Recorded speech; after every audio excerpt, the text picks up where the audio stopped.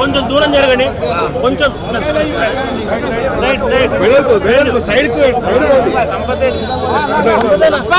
సంపత్ వెడల్పు వెడల్పు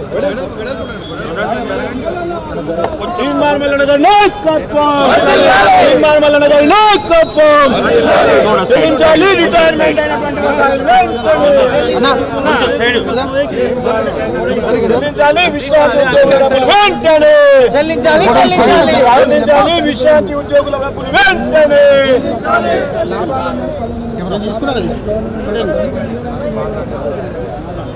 అన్నా కొంచెం సైడ్ రా ఫోటో తీసుకున్నా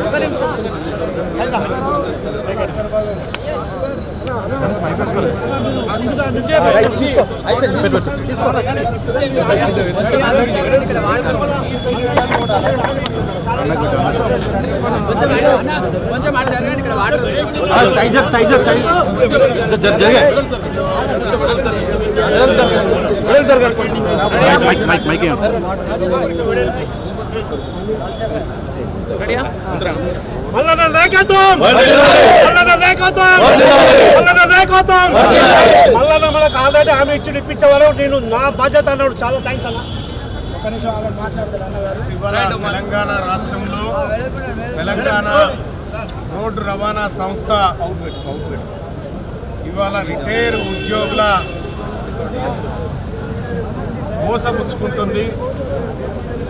17,000 మంది రిటైర్ అయినటువంటి ఆర్టీసీ కార్మికులకు రిటైర్మెంట్ బెనిఫిట్స్ ఇవ్వకుండా తెలంగాణ రోడ్డు రవాణా సంస్థ మరియు ప్రభుత్వం కలిసి ఇవాళ వాళ్ళని వృద్ధాప్యంలో నడి రోడ్డు మీద పడేసి ఇవాళ మాకు సంబంధం లేదు, మేము ఇచ్చినప్పుడు తీసుకోరనేటువంటి విధానంతో ఈ రాష్ట్ర ప్రభుత్వం దుర్మార్గంగా వ్యవహరిస్తూ ఉంది.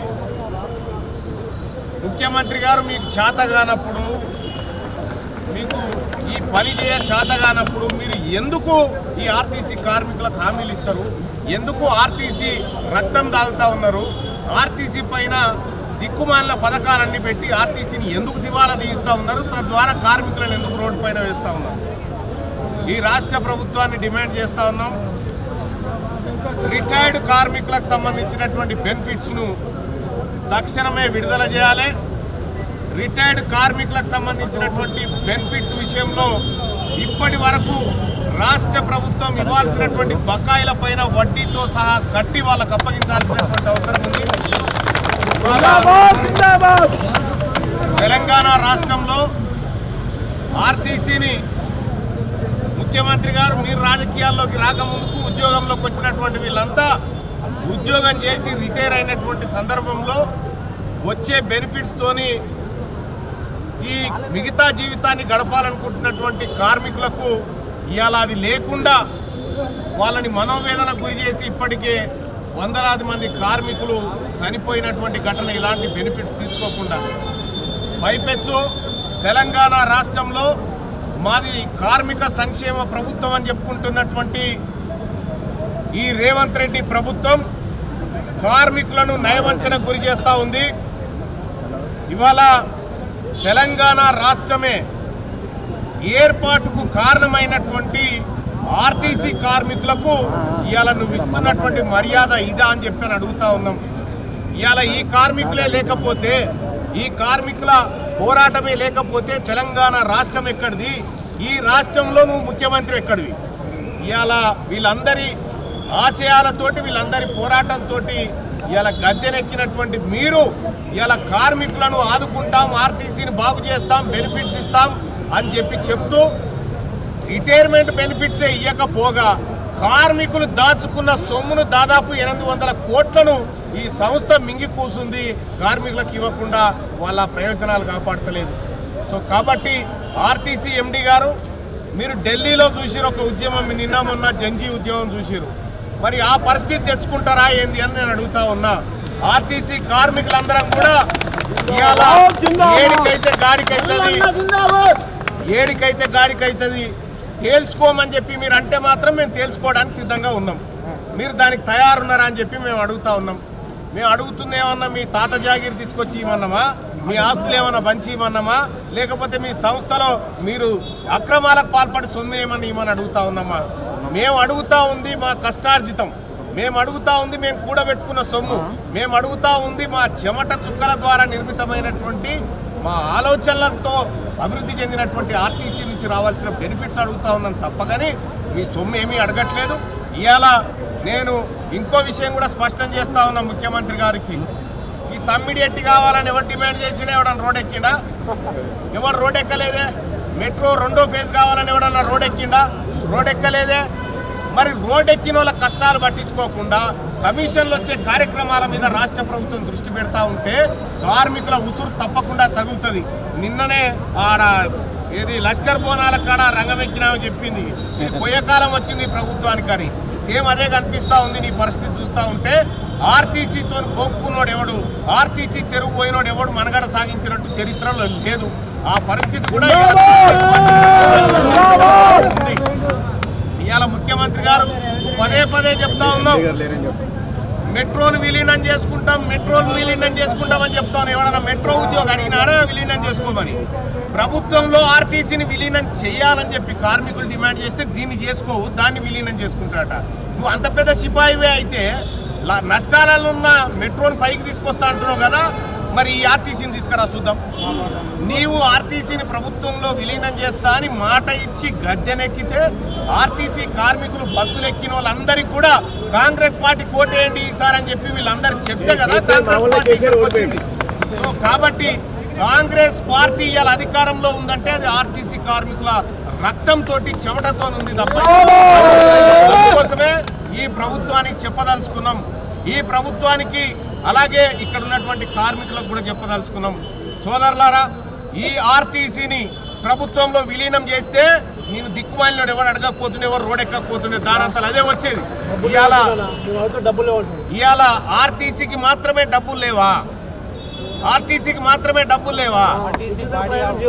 ఉచిత ప్రయాణం ఎందుకు చేయిస్తా అన్నావే పైసలు లేనోనివి?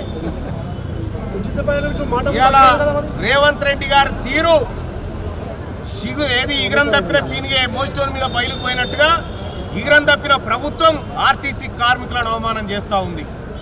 దీన్ని ఎట్టి పరిస్థితుల్లో ఉపేక్షించేది లేదు.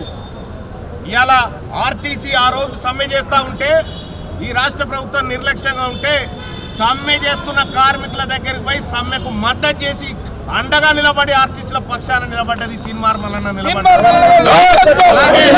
కార్మికులకు సంబంధించినటువంటి అంశంలో ఎంతవరకైనా తెగిస్తాం, ఎంతవరకైనా కొట్లాడతాం. ఆర్టీసీ కార్మికులకు రావాల్సిన బెనిఫిట్స్ వచ్చే వరకు ఇది ఇంట్రెస్ట్తో కట్టియాలి. ఇంట్రెస్ట్తో గత 2015 నుంచి ఈ రోజు వరకు దాదాపు 11 సంవత్సరాల పాటు మీరు బెనిఫిట్స్ అన్నిటినీ మీ దగ్గర పెట్టుకొని మీరు మోసం చేస్తూ ఉన్నారు. సో కాబట్టి ముఖ్యమంత్రి గారు ఈ రాష్ట్రంలో ఉన్న ఎమ్మెల్యేలు, ఎంపీలు, ఎమ్మెల్సీలకు అందరూ కూడా చెప్తా ఉన్నా, ఆర్టీసీ కార్మికులకు బెనిఫిట్స్ వచ్చేదాకా మనం జీతాలు తీసుకోకుంటుందాం, మీరు తయారున్నారా? ఇది ఒకటే మాట చెప్తా ఉన్నా, మన భార్య పిల్లలేమో నిమ్మలంగా బతకాలి, వాళ్ళేమో కష్టాలతోని కడగలతోని కన్నీళ్లతోటి ఇళ్లలో బతకాల్సినటువంటి పరిస్థితి ఎందుకు వస్తా ఉంది? అందుకోసమే ఆర్టీసీ కార్మిక లోకం శేషబిషలు యూనియన్లు పక్కకు పెట్టి ఎట్టి పరిస్థితుల్లో ఈ రిటైర్ అయినటువంటి కార్మికుల బెనిఫిట్స్ కోసం మనం అందరం కూడా దీక్ష చేయాల్సినటువంటి అవసరం ఉంది. ఇలా అందుకోసమే ఈ రాష్ట్ర ప్రభుత్వానికి డెడ్ లైన్ విధిస్తా ఉన్నాం. ఈ 1 వీక్లో మీరు ఆర్టీసీ కార్మికుల బెనిఫిట్స్ను విడుదల చేస్తేనే మంచిది, లేకపోతే ఆర్టీసీ వర్సెస్ ప్రభుత్వం తేల్చుకునేటువంటి పరిస్థితిని తప్పకుండా తీసుకొస్తామని చెప్పి తెలియజేస్తా ఉన్నాం. అలాగే ఆర్టీసీ రిటైర్డ్ ఉద్యోగులకు కూడా తెలంగాణ రాజ్యాధికార పార్టీ నుంచి తీన్మార్ మల్లన్నగా మీ అందరికీ చెప్తా ఉన్న సోదరులారా, మీరెవరు అధైర్యపడకండి. ఈ ప్రభుత్వం ముక్కు బిండి చెవులు బట్టి గల్లా బట్టి వసూలు చేసి ఖచ్చితంగా ఆర్టీసీ కార్మికుల బెనిఫిట్స్ను అందించేటువంటి ప్రయత్నం ప్రజాప్రతినిధిగా చేస్తానని చెప్పి మీ అందరికి హామీ ఇస్తా ఉన్నా. ఇవాళ ఇయ్యకపోతే రేపు మాపు అసెంబ్లీ పెడతా అంటున్నావు, నేనే ఈ కార్మికులందరినీ తీసుకొని అసెంబ్లీకి వస్తా. ఆ పరిస్థితి క్రియేట్ చేసుకోకుండా ఖచ్చితంగా ఆర్టీసీలో రిటైర్ అయినటువంటి కార్మికుల బెనిఫిట్స్ ను తక్షణమే విడుదల చేయాలని చెప్పి డిమాండ్ చేస్తా ఉన్నా. లేని పక్షంలో ముఖ్యమంత్రి గారు నాకు చేత కాదు, ఈ ఆర్టీసీని కాపాడే తెలివి నా దగ్గర లేదు, నేను వాన్నో వీన్నో కాంగ్రెస్ పార్టీలోనో తొక్కుకుంటా పైకి వచ్చినా ఇట్లనే ఆర్టీసీని కూడా దొక్కుతా అనుకుంటే మాత్రం ఇక నీ పదవిని దొక్కుడు తప్పది, నువ్వు రాజీనామా చేసి దిగిపో. 2.5 ఏళ్లలోనే నీ పర్ఫార్మెన్స్ అంతా బయటపడ్డది. ఈ కాంగ్రెస్ పార్టీ ప్రభుత్వం అధికారంలోకి వస్తే కష్టాలు పోతాయి అనుకుంటే కష్టాలు పోకపోగా మీదికెళ్ళి కొత్త కష్టాలను సృష్టించినటువంటి రేవంత్ రెడ్డి గారు తప్పకుండా ఈ 17,000 రిటైర్డ్ కార్మిక కుటుంబాల ఉసురు ఈ కాంగ్రెస్ పార్టీకి ప్రభుత్వానికి ఖచ్చితంగా తగులుతుంది. అట్లా అని చెప్పి వదిలిపెడతామని కాదు, ఎట్టి పరిస్థితుల్లో వదిలిపెట్టే ప్రసక్తే లేదు. ఈ ఆర్టీసీ భవన్ను కబ్జా పెట్టుకుంటాం, ఈ ఆర్టీసీనే కబ్జా పెట్టుకుంటాం, ఆర్టీసీలోంచి ప్రభుత్వాన్ని నిలగొడతాం. ఆ పరిస్థితి కార్పొరేషన్ గా ఉన్నంత వరకు ఇది కార్మికులదే. నువ్వు ప్రభుత్వంలో విలీనం చేసుకోమంటే పక్క రాష్ట్రంలో ఉన్నటువంటి చంద్రబాబు నాయుడు ఆదర్శంగా తీసుకుంటున్న సిగ్గులేని ముఖ్యమంత్రి ఆ పక్క రాష్ట్రంలో కార్మికులను ప్రభుత్వంలో విలీనం చేసుకున్నారు. గాడ తీసుకో ఆదర్శం. అది చేతగాక ఈ రాష్ట్ర ప్రభుత్వం దద్దమ్మలాగా వ్యవహరిస్తూ కార్మికుల కన్నీళ్ళ కష్టాలకు ఇవాళ ఆజ్యం కోస్తా ఉన్నది. ఇది తప్పకుండా అమ్మా మీనాక్షి నటరాజన్ గారు, కాంగ్రెస్ పార్టీ వ్యవహారాల ఇన్ఛార్జు మహేష్ కుమార్ గౌడ్ గారు, అలాగే ఆర్టీసీ రవాణా శాఖ మంత్రి గారు, మీరు ఏం చెప్పిర్రు మీ మేనిఫెస్టోలో, మీరు ఏం మాట్లాడిరు మీ మేనిఫెస్టోలో? ఈ ఆర్టీసీ కార్మికులకు ఏ కష్టం రాకుండా ఈ ఆర్టీసీ విధానంలో ప్రభుత్వ జోక్యం తగ్గిస్తూ వాళ్లకు ఎప్పటికప్పుడు అండగా ఉంటామని చెప్తేనే కదా ఇలా మీ ఎంట నడిచింది. మరి ఇలా ఎంతమంది కార్మికులు చస్తే మీకు మేల్కొల్పు వస్తుందో తెలియజేయండి.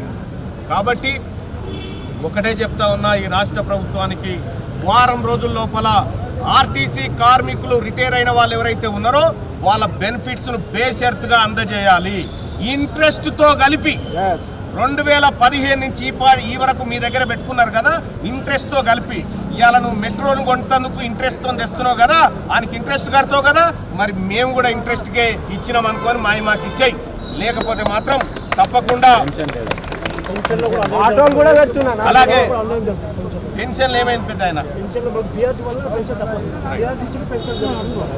పెన్షన్ వీళ్ళందరినీ కూడా రాష్ట్ర ప్రభుత్వంలో విలీనం చేసుకొని ఈ రాష్ట్ర ప్రభుత్వ ఉద్యోగికి వచ్చేటువంటి ప్రతి బెనిఫిట్ని వీళ్ళకి అందజేయాల్సినటువంటి అవసరం ఉంది.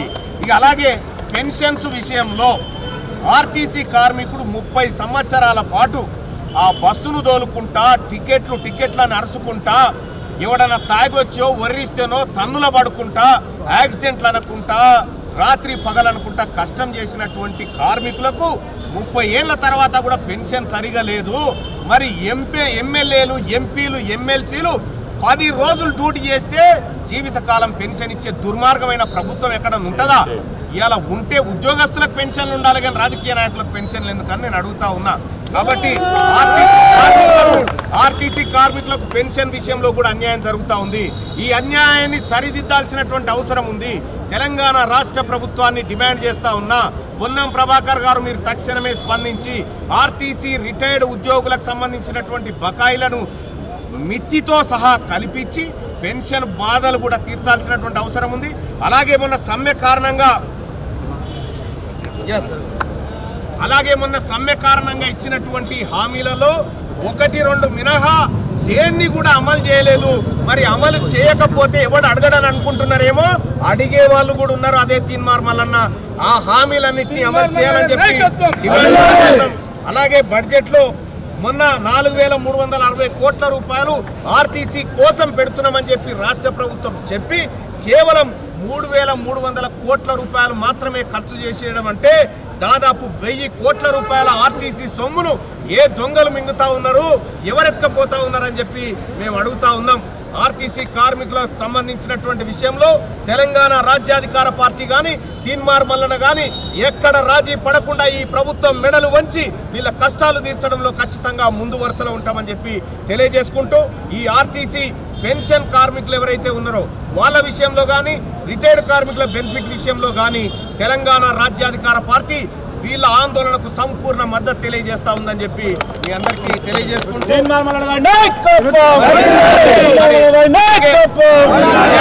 ఇవాళ ఇంకో మాట కూడా చెప్తా ఉన్నా, నీకు దమ్ముంటే నీ బొమ్మ పెట్టుకొని రేవంత్ రెడ్డి గారు నీ బొమ్మ పెట్టుకొని రేపు పొద్దుగాల ఆర్టీసీ ఎలక్షన్లకు రా. నేను రిటైర్డ్ కార్మికుల బొమ్మతో వస్తా.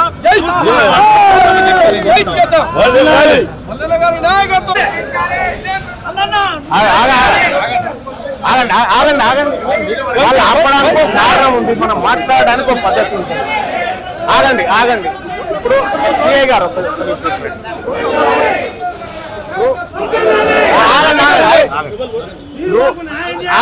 ఆగండి. నేను నాతో పాటు 5 రిటైర్మెంట్ కార్మికులు లోనికి పోతాం, మిగతా వాళ్ళందరూ ఇక్కడ ఆఫీస్ ఒక 4 రిటైర్ మాట్లాడండి.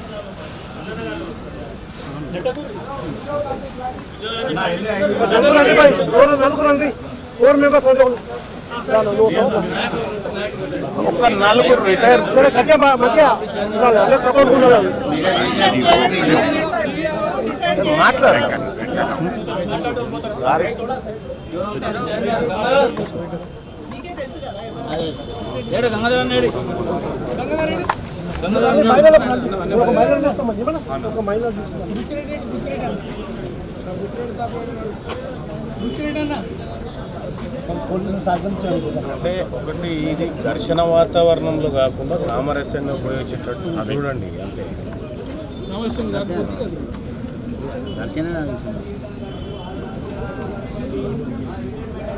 మళ్ళీ మీకు బెనిఫిట్స్ రాకపోయినా మేమే కొట్లాడాలి. మళ్ళా వచ్చింది బాధ.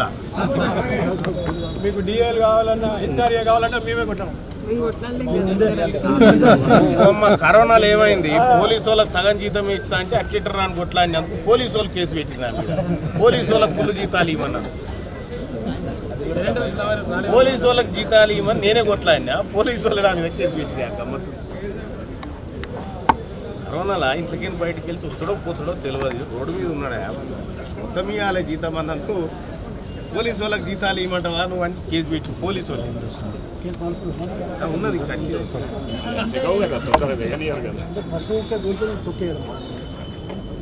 అయినా కొట్లాడాలి మరి అలా. మీరు ఈ తెలంగాణలో ఈ రాష్ట్రంలో కింగ్ అన్న మీ వల్లనే ఈ రాష్ట్రం కొంచెం కొంచెం భయం భక్తి ఉంటుంది. మనం ఓట్లు వేసి తీర్పు ముఖ్యమంత్రి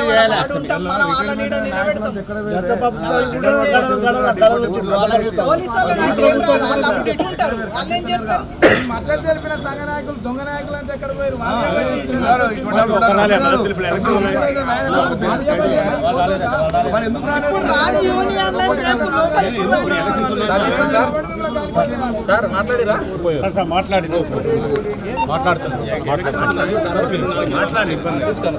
ఘర్షణ వద్దు, మెల్లగా ఒక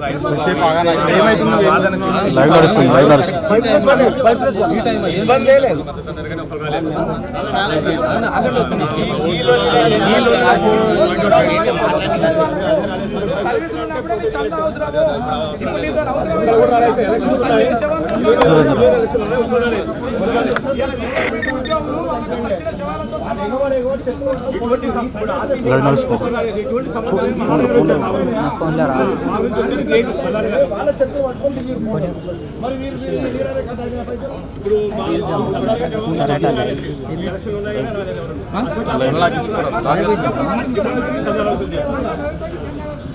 ఇప్పుడు మన నుంచి ఏం ఆశించిన మల్లన్న గారు మన గురించి వచ్చినందుకు మల్లన్న గారు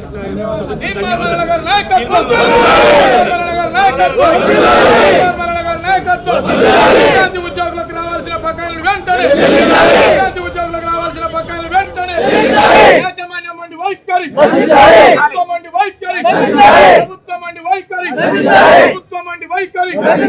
రావాల్సిన బకాయిలు వెంటనే రావాల్సిన బకాయిలు వెంటనే రావాల్సిన బకాయిలు వెంటనే చెల్లించాలి. బేషరతుగా మాకు రావాల్సిన బకాయిలు వెంటనే మాకు రావాల్సిన బకాయిలు వెంటనే మాకు రావాల్సిన బకాయిలు వెంటనే మాకు రావాల్సిన బకాయిలు వెంటనే విశ్రాంతి ఉద్యోగుల ఐక్యత, విశ్రాంతి ఉద్యోగుల ఐక్యత, ఆర్టీసీ విశ్రాంతి ఉద్యోగుల ఐక్యత. మల్లన్న నాయకత్వం, మల్లన్న నాయకత్వం, టైగర్ మల్లన్న నాయకత్వం, టైగర్ మల్లన్న నాయకత్వం, టైగర్ మల్లన్న నాయకత్వం. 13 పైసలు వెంటనే విడుదల చేయాలి. చేయాలి చేయాలి 2013 బకాయిలు వెంటనే పిఆర్ ఆఫీస్ పంపించాలి. 2013 నుంచి వీళ్ళకు రావాల్సిన ఏరియాస్ ఇంత ముందుకు పెద్దన్న చిట్టు రాసుకొచ్చిన పైసలు ఏంటిదంటే ఈ ఏరియాస్ పైసలు ఏవైతే ఉన్నాయో పిఎఫ్ లో జమ చేయక వీళ్ళకు రావాల్సిన పిఎఫ్ తక్కువ వస్తా ఉన్నది. వీళ్ళు ఒకవేళ ఈ ఏరియాస్ పైసలు PF లో జమ చేసినట్లయితే వీళ్ళకి వచ్చేది. సార్ కమరంబడి ఇంకొక 5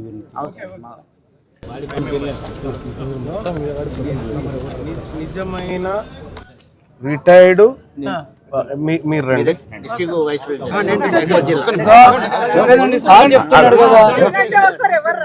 ఇక ఇతన్ని తీసుకోండి డిఎం ఇతన్ని తీసుకోండి.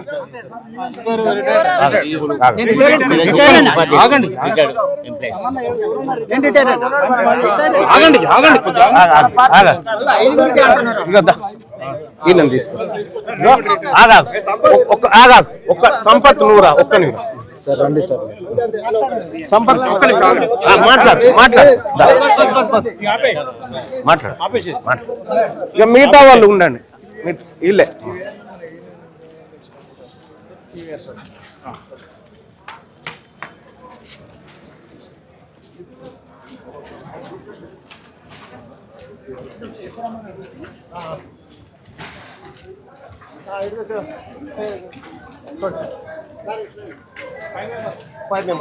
साहब छोड़ो पहले రమ్మ ఇంకా వీళ్ళే వచ్చింది సార్ ఇందాక రమ్మ ఆయన డిఎం గారా రిటైర్డ్ కాక మీకు మీరు రిటైర్మెంట్ అయినా మేమే రావాలి కదా మళ్ళా దా సంపత్ రమ్మని ఇబ్బంది. మనం ఆందోళన కాదుగా పోయేది, అభిప్రాయాన్ని చెప్తాం.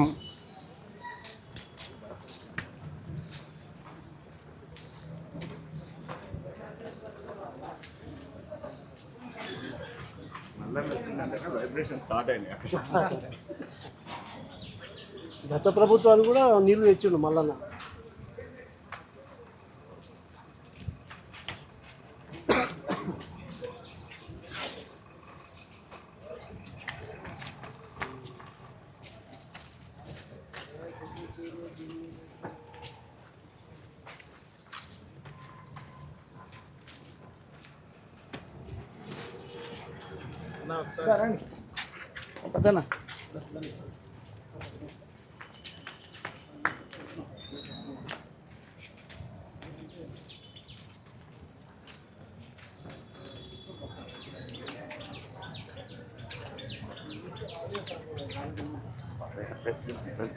సెప్టెంబర్ 17.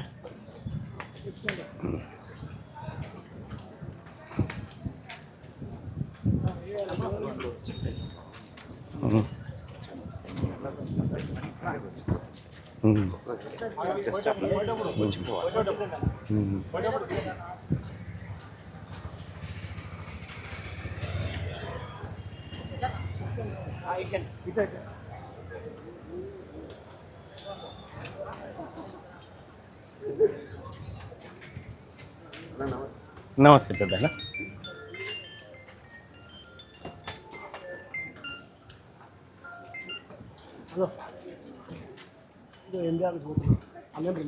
మళ్ళానే పడిపోతున్నాను పోతున్నాను. ఒక 5 మంది అలో చేసి పోతాను నేను.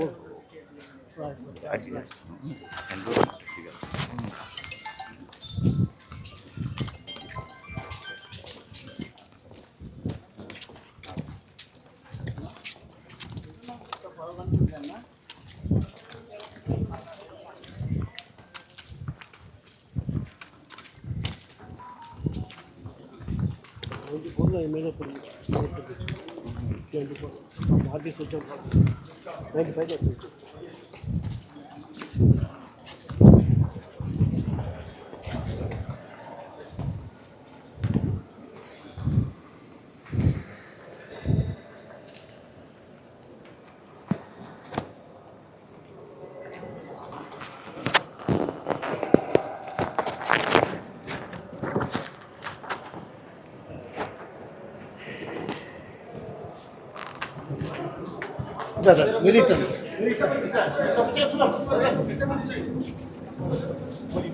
ఫస్ట్ ఫ్లోర్ देखो देखो जी कितना सिंह भाई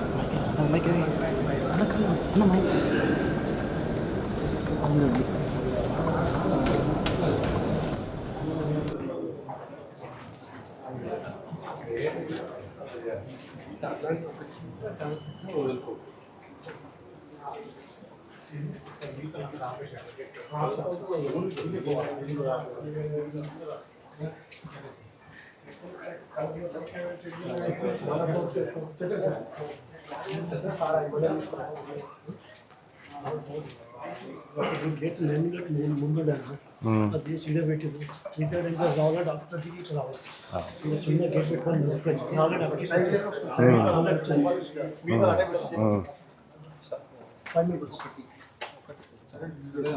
ఈ గీలేలే ఇంకా ఆడికి బయటికి ఎవరు వచ్చిరా అంత గాలేగా.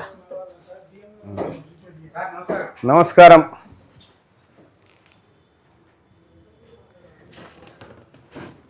రమ్మన ఆ రిటైర్డ్ కార్మికులను రమ్మ రండి, డిఎం గారు రండి. కూర్చోండి వీళ్ళంతా కూర్చోండి.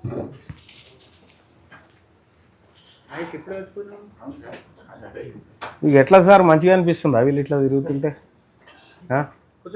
కూర్చోరు కూర్చో. ఇట్లా మరి రిటైర్డ్ కార్మికులు ఇట్లా తిరుగుతుంటే మీకు మంచిగా అనిపిస్తుందా? రేపు మీరు రిటైరే కదా, మీ పరిస్థితి ఏంది? లేదు ఇబ్బందిగా ఉంది, మాకు కూడా కష్టం అనిపిస్తుంది. గతంలో ఆల్రెడీ ఒకసారి పెద్ద ధర్నా చేసారు కూడా, 3-4 రికమెండేషన్స్ మహేష్ వాళ్ళ ఆధ్వర్యంలో చూస్తాం. సార్ నేను ఏమంటున్నా, 2014-15 నుంచి రిటైర్ అయ్యి బెనిఫిట్స్ రాక ఇట్లా పాపం ముసలోళ్ళు అయిపోయి ఇంట్లో ఏదైనా ఒక బిడ్డ పెళ్ళి ఏదో ఒకటి చేసుకొని ఇల్లు కట్టుకుందాం అనేటువంటి పరిస్థితి, అది కూడా లేకుండా సావు కూడా సంతోషంగా లేకపోతే ఎట్లా సార్? ఆర్టీసీలో పనిచేస్తే కనీసం చచ్చిపోయేటప్పుడన్నా కనీసం ఇంత తులసి తీర్థం లాంటిది పోస్తారు సార్. మీరు చనిపోయేటప్పుడు ఇంకా చావలేదా అని విషం పోసినట్టు ఉంది కదా అలా పరిస్థితి. మెయిన్ అయితే మా పాప పెళ్లి చేస్తారు సార్, నాకు 5 లక్షలు అప్పుల వాడు ఇబ్బంది పడుతుంది. దయచేసి కనుకరించండి. 5 లక్షలు అప్పులు సార్ నాకు. మనం మేము ఏంటి సార్ దీని పట్ల ఆర్టీసీ ఏమనుకుంటుంది, యాజమాన్యం ఏమనుకుంటుంది? మీ ముందున్న ఆలోచన ఏంటి సార్ ఈ రిటైర్మెంట్ కార్మికుల బెనిఫిట్స్ విషయంలో? ఎగ్గొడతామని చెప్పండి సార్, లేకపోతే డైరెక్ట్ మేము ఎగ్గొడతామని చెప్పండి. లేకపోతే ఈ భవనం అమ్మిద్దాం, పోయేది ఏముంది? ఇలా కూర్చున్నా కూడా ఏం పెద్దగా పాయిది ఏం లేకుంటుంది. ఈ ఆర్టీసీ భవన్ అమ్మేస్తేనన్నా ఇలా పైసలన్నీ ఇలా వస్తాయేమో చూద్దాం. బాధపడుతురు సార్ ముసలోళ్ళు. ఎండి గారు లేరు, రేపు సార్ లాగా డిస్కస్ చేస్తాం సార్. మరి కాదు సార్, నేనేమంటున్నా, గంతమంది రిటైర్మెంట్ కార్మికులు రోడ్డు మీద కూర్చొని ఆ ఎండలో వానలో 100% మీరు చెప్పేదానికి నేనేం ఆన్సర్ చేయలేను సార్. దీనికి వే అవుట్ ఎట్లా అనేది ఒకటి ఆలోచన చేయాల్సిన అవసరం ఉన్నది. ఆ వైపు ప్రయత్నం చేస్తాము. యాక్చువల్గా చేద్దాం అనుకునే టైంలోనే డీజిల్ రేట్లు పెరగడము, మొన్న ఒక 11% వేజ్ డివిజన్ రావడము, కాస్త రెవెన్యూ అనుకున్నంత ఆశాజనకంగా లేకపోవడము, దీనికి తోడు ఇంకా కొంత ఏదైనా వేరే ఆలోచనలు చేస్తున్నాము. ఇప్పుడు మన సంస్థకి ఇప్పుడు లేవశాతం అయితే లేవశాతం కానీ సంస్థకి ఇప్పుడు ఎన్నికలు ఎందుకు సార్ అర్జెంటుగా? ఒక మాట,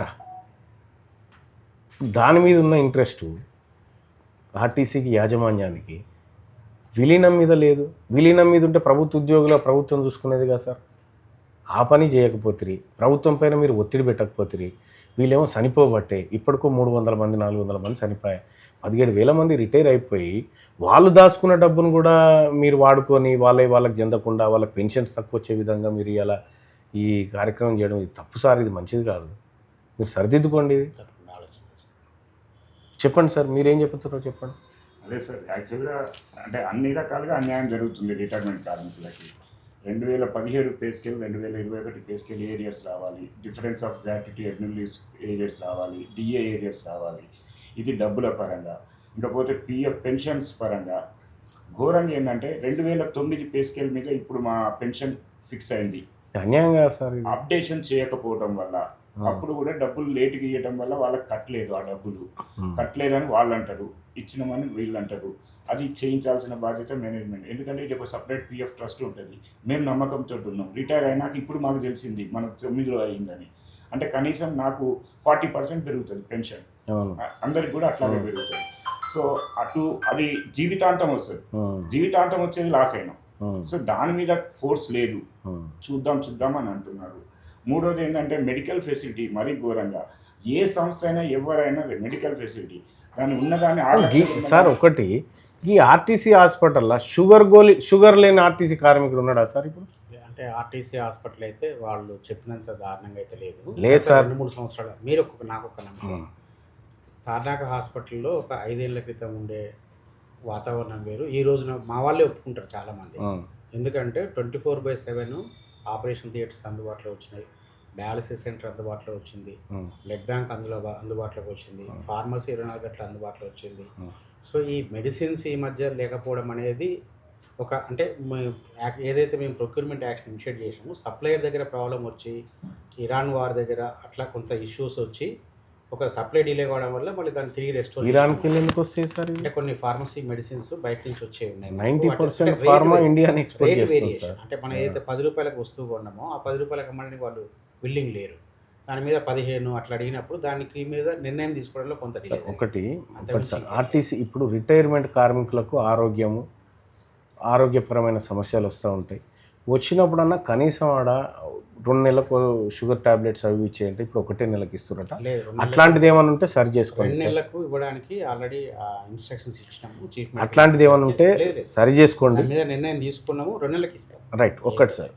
రెండో విషయం ఏంటంటే సార్, ఇప్పుడు ఈ రిటైర్మెంట్ కార్మికులకు సంబంధించినటువంటి బెనిఫిట్ విషయంలో ప్రభుత్వం పైన యాజమాన్యం ఎంతో ప్రెజర్ పెట్టాల్సినటువంటి అవసరం ఉంది.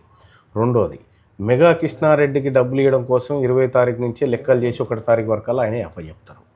కానీ కార్మికులకు ఇవ్వాల్సినటువంటి బెనిఫిట్స్ విషయంలో ప్రభుత్వం దగ్గర అంత చిత్తశుద్ధి లేదు ఈ యాజమాన్యం దగ్గర అని చెప్పి బయట కార్మికులు చెప్తున్నటువంటి మాట అది.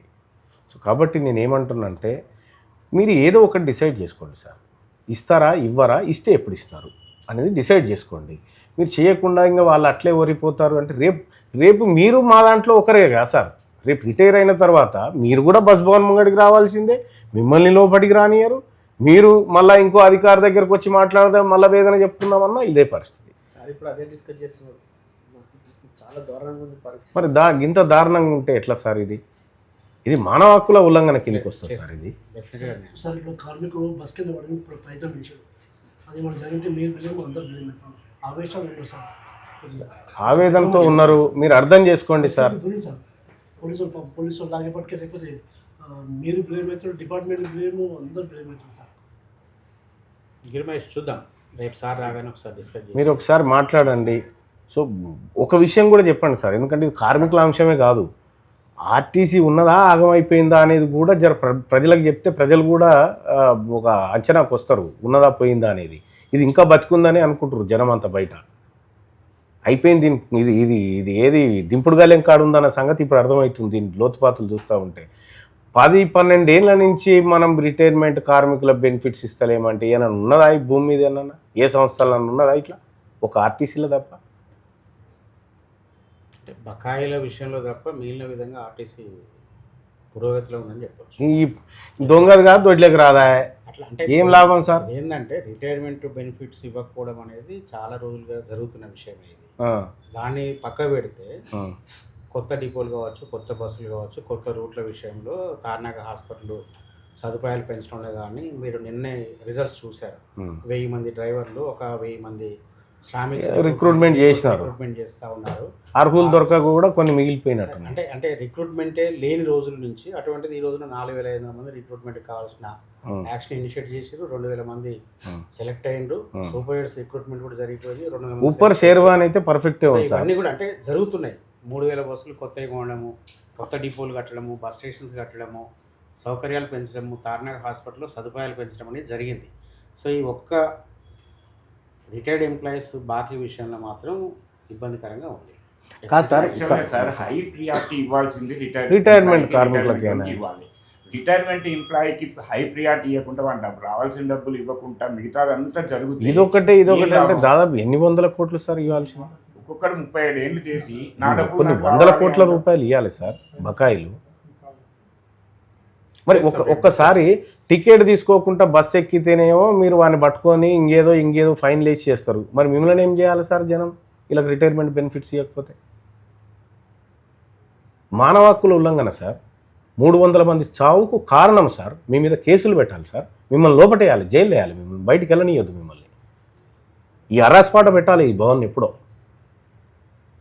అట్లెట్లా చేస్తారు సార్? అన్యాయం కదా ఇది. మీరు ఒకసారి వాళ్ళ పక్షాన్ని వాళ్ళ వైపు కూర్చొని ఆలోచించండి సార్. మీ జీవితాలు కూడా అవే కదా సార్. ఇది ఒక్క రోజులో జరిగేది కాదు, ఈ 2 నెలల్లో 3 ఏళ్ళు. మరి ఎట్లా చేద్దాం సార్? ఇట్లా మేము ప్రతిసారి వాళ్ళు ఆందోళన చేయడం. ఇది వచ్చింది 2 ఏళ్ళలో ఈ సమస్య పుట్టింది, 2 సంవత్సరాలు 3 సంవత్సరాలు పుట్టిన సమస్య అయితే కాదు కదా. ఇది కార్మికుల వైపు నుంచి పుట్టిందా సార్, యాజమాన్యం వైపు నుంచి? యాజమాన్య కార్మికులు అని చెప్పట్లేదు. సమస్య అనేది దీర్ఘకాలంగా ఉన్న సమస్య, దశాబ్ద కాలంగా ఉన్న సమస్య. మరి పరిష్కారం ఎవరు సార్, చెప్పాలి మేము సార్? కష్టపడ్డాం సార్, మా కష్టం ఇది బాబు. మేము కష్టపడ్డాం. వాళ్ళు అడుగుతుంది 100% మన అందరం సర్వీస్ చేసిన సార్ 100% వాస్తవం మీరు చెప్పేది కాదనట్లేదు. ఆర్టీసీలో పనిచేసిన ప్రతి ఒక్కరం కూడా శ్రమ చేసినాం కాబట్టి ఈ రోజున సంస్థ ఉంది. ప్రాబ్లం ఎక్కడ వచ్చిందంటే గత 8 నెలల నుంచి ఏ మాత్రం కదలిక లేదు. ఒక్కరికి కూడా పేమెంట్లు 8 నెలలు అయింది, ఏ పేమెంట్ లేదు సార్. మీ ఎండి గారు కూడా లేరు. నేను ఎండి గారు లేరు సార్. రేపు మార్నింగ్ రాగానే డెఫినెట్గా ఇందాక మీరు చెప్పండి సార్. ఒక మాట చెప్తున్నా, ఒక వారం రోజులలో వాళ్ళ బెనిఫిట్స్ విత్ ఇంట్రెస్ట్ తోటి ఇవ్వండి సార్. ఒక ఇంట్రెస్ట్ తోటి వాళ్ళ బెనిఫిట్స్ వాళ్ళకి ఇవ్వండి. వాళ్ళ సావైనా కనీసం నిమ్మలంగా చనిపోనివ్వండి. ఆ పరిస్థితి మీరు ఆ వాతావరణం క్రియేట్ చేయండి. లేదు మేము మీ ఇట్లనే మొండికి పోతామని అంటే ఆర్టీసీని అమ్మేస్తాం సార్. మేము జనం అమ్మేసుకుంటాం. ఆ పరిస్థితి రేపు మీ కుర్చీలు కూడా ఉండవు ఇక్కడ. మరి మీరు కూర్చుంటాను కూడా కుర్చీలు ఇవి కూడా అర్రాస్ పాట పెట్టి అమ్ముతాం. డిస్కస్ చేసి చెప్పండి. గేటు కూడా అక్కడ ఉంది సార్. గేటు దిగి నడుచుకుంటూ రావాలంటే ముసలోళ్ళు చిన్న గేట్ పెట్టాను సార్. ప్లీజ్ వీల్ గేట్ ఇంకెన్ని రోజులు తిరుగుతావు గేట్లు పెట్టుకొని? నేను దరఖాస్తు కూడా పెట్టాను సార్. వీల్ గేట్ అన్న, ఒక వీల్ గేట్ పెట్టేస్తే ఎవరైనా పని మీద వచ్చేటోళ్ళు ఆడ దిగి ఇట్లా వచ్చి ఇట్లా రావాలి సార్. ఇబ్బంది అవుతుంది. అంటే ముసలోళ్ళు సార్ అంటాడు మాటమాటి రావాల్సిన అవసరం లేకుండా పనులు చేయంటారు. ఎప్పుడైనా పని పడితే రానికి సార్. ప్రాక్టికల్ ప్రాబ్లం ఉంది అక్కడ ఎంట్రెన్స్ ఉంది కదా. నేను ఓకే సార్, నాకు పనులే. నాకంటే కొద్దిగా సార్ పెట్టిద్దాం గేటు. ఈ గేటు తలగబెట్ట జరాగు కాదు, గులబెట్టి పెడితే పెడదాం. కానీ నేనేమంటున్నా సార్, ఈ బెనిఫిట్స్ విషయంలో జర సీరియస్గా మీరు స్పందించండి. లేకపోతే కార్మికులు చచ్చిపోతున్నారు. వాళ్ళు చనిపోవడం మీకు మంచిది కాదు.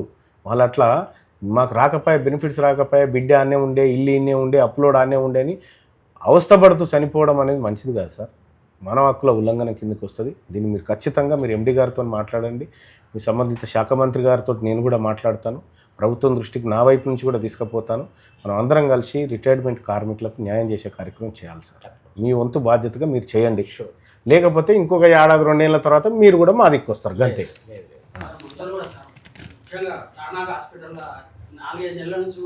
మీరు ఒక్క నెల ఇబ్బంది పడ్డ మాట వాస్తవము. దాని తర్వాత మెడిసిన్స్ లోకల్ పర్చేజ్ చేసి రేట్ వేరియేషన్ కానీ తెప్పించినాము. ఇంకా ఇబ్బంది ఉంటే తప్పకుండా పరిశీలిస్తాము. రిటైర్డ్ ఎంప్లాయీస్ అందరికి కూడా 2 నెలలకు సరిపోయిన మంది ఇచ్చినాము. ఆల్రెడీ ఆర్డర్స్ ఇచ్చినాము. ఒకటేసారి దాన్ని 2 నెలలకు రెస్టోర్ చేస్తే ఇబ్బంది అవుతుందని చెప్పేసి దశలవారీగా చేసుకుంటా పోతారు. ఇంకో 2 వారాలు ఓపిక పట్టండి. దాని తర్వాత కూడా సమస్య ఉంటే అది బోర్డు మీటింగ్ లో పెడతాం. అది మేము ఆదిలాబాద్ నుంచి ఇక్కడ వరకు రావాల్సి వస్తుంది. మాకు ఇప్పుడు ఏదైతే మహిళలకు ఏదైతే రిజర్వేషన్ వస్తుందో సార్, మేము నిలబడి అక్కడ నుంచి ఇక్కడ వచ్చేటప్పుడు మేము 69 సంవత్సరాలు సూపర్ లగ్జరీ కావాలని మీ ద్వారా మేము అన్న ద్వారా మీ ద్వారా మేము కోరుతున్నాం. ఇద్దరు భార్య భర్తలు అంటే నేను 69 సంవత్సరాలు ఉంటుంది సార్. నేను 32 సంవత్సరాలు డిపార్ట్మెంట్లో చేసిన. కోరుకునే చిన్న విషయం కదా సార్. ఎప్పటికీ ట్రావెల్ చేయం. ఇవి చిన్న విషయాలే కదా సార్. ఇది చేద్దాం రండి, సార్తో మాట్లాడి చేద్దాం. మీ దయ మీరు అనుకుంటే మళ్ళీ అనుకుంటే ఇది 2 సార్. మా భార్య భర్త మేము ఎక్కడ సిగ్గలేము. మేము 69 సంవత్సరాలు, నేను 69 సంవత్సరాలు 32 సంవత్సరాలు ఆర్టీసీ చేసి 2 మాటలనే తిరుపతి పోయినా. నాకు పిల్లగానే తర్వాత నేను మా డ్యూటీకే అంకితమైన అటువంటి కొన్ని ప్రాబ్లమ్ ఉంది సార్. ఓకే. మీరు అనుకుంటే అయిపోతుంది. ఇంకోటి గ్రూప్ కూడా కొంచెం ఖచ్చితమైన ఇన్స్ట్రక్షన్స్ ఇవ్వండి సార్. చాలా మంది మేము చెప్తామంటే మాకు డబ్బులు వస్తలేవు, మీరు వద్దు వేరే బస్సులో రండి అని చెప్తున్నారు సార్. దానికి ఇగో ఒక్కటి సార్, ఇది సార్ పోయేదే ఇగో 6 నెలలకు ఒకసారి బయటికి పోతాం పెద్దాయన సార్, ఇది మేము ఈ సంస్థ పట్ల మీ పట్ల ఉన్న గౌరవంతో మీ ముందు రిక్వెస్ట్ చేస్తున్నాం. ఇది చేయండి త్వరగా, దీన్ని వాళ్ళ సమస్యలు పరిష్కరించమని చెప్తున్నాం సార్. మీరు ఒక వారం రోజుల్లో దీనిపైన ఎలాంటి యాక్షన్ చేయకపోతే ఖచ్చితంగా ఈ తెలంగాణ రాష్ట్రంలో మాత్రం మళ్ళొక ఉద్యమాన్ని తీసుకొస్తాం సార్. ఢిల్లీలో అయిన జన్జీ ఉద్యమం టైప్లో ఉంటుంది ఇది. ఆ పరిస్థితి తెచ్చుకోవద్దు, ఆర్టీసీ బదనం కావద్దని తెలియజేస్తా ఉన్నాం సార్. Thank you.